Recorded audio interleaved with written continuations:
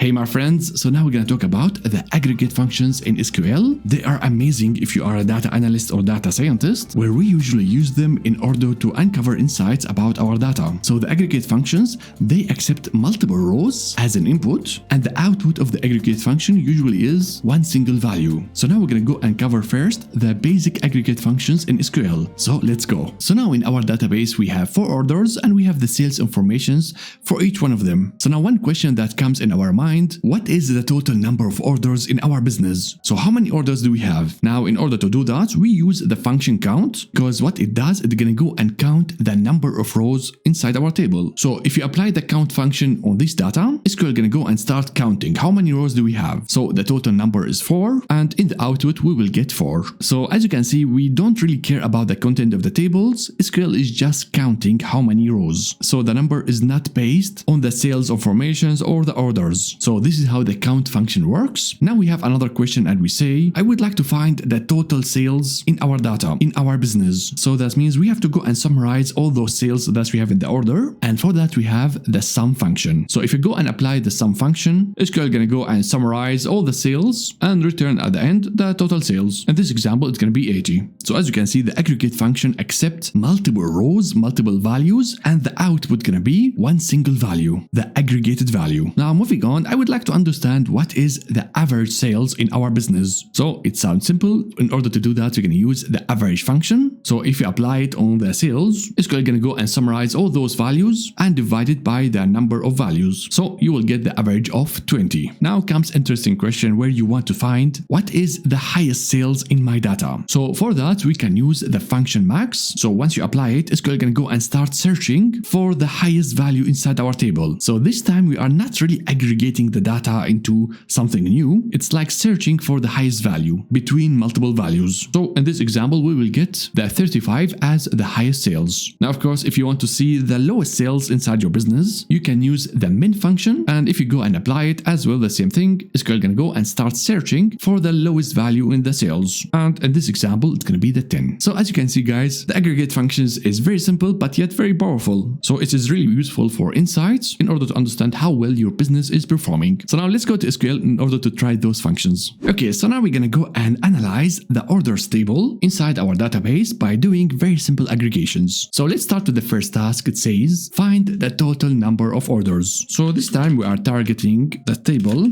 orders.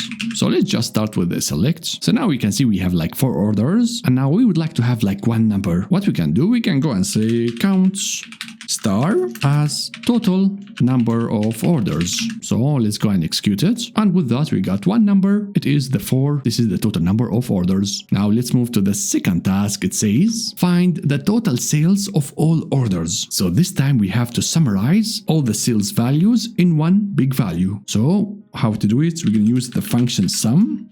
And this time we are targeting the sales, and we're going to go and call it total sales.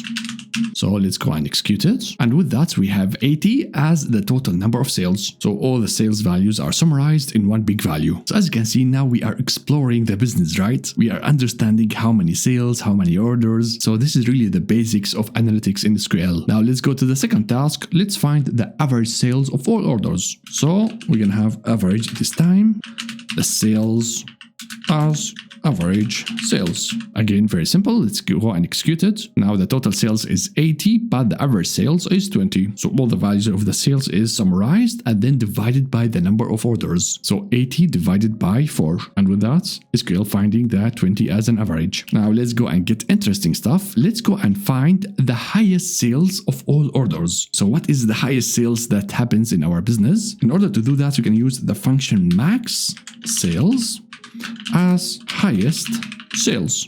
Very nice. Let's go and execute. So the highest sales in the database is 35. And now I think you already know what is the next task. Find the lowest sales of all orders. So this is exactly the opposite. We're going to go and use the min sales as lowest sales. So let's go and execute. The lowest sales in our business was 10. So my friends, as you can see, the aggregate functions are really amazing. And if you use it like this, you will get like the big numbers about our business. But now don't forget about the aggregate functions. If you combine it with a group by, then you will be breaking those big numbers into something like you are aggregating by the customer ID, maybe by a date, by a country. So anything you specify with the group by, it's gonna break those big numbers into a smaller number based on the column that you are using. For example, let's go with the customer ID over here, and let's put it at the start as well.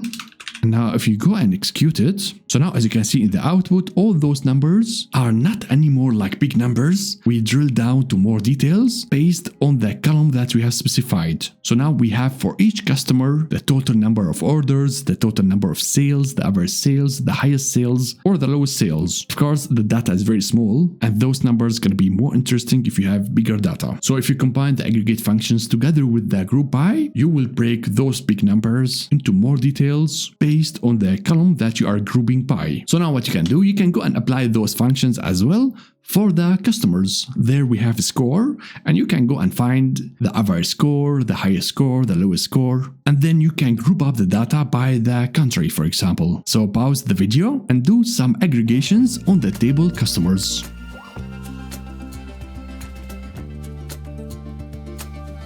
Alright my friends, so with that you have learned the basics on how to aggregate your data using SQL. Now we're gonna move to a more advanced way on how to aggregate your data. We will start talking about the window functions, the analytical functions. So first we're gonna start talking about what is exactly window functions, and we're gonna cover the basics about this topic. So let's go.